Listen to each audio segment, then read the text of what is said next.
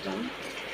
লাল লাল করে কষে নিচ্ছি মাংসটা। কোনো পানি আসছে দিন, এটা কোনো জল নেই, কোনো জল নেই এতে। ভালো করে কষে নিয়েছি বন্ধুরা।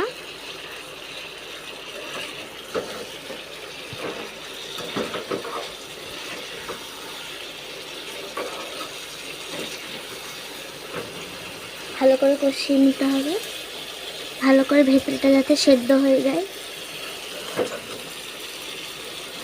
এখানে আলু ভাজা আছে, আলু ভাজা দিয়ে দিলাম। আলু ভাজা দিয়ে দিচ্ছি এবারে। আলু ভাজা দিয়ে ভালো করে কষিয়ে নিতে হবে।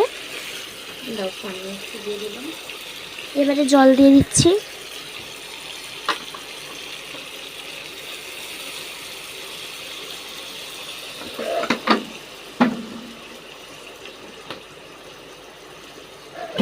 লাল লাল ঝোল বন্ধুরা।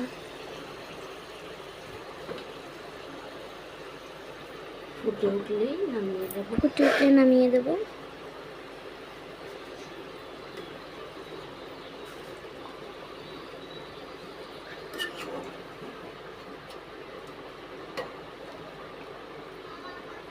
মাংসটা আলু ভালো করে যেন সেদ্ধ হয়ে যায়।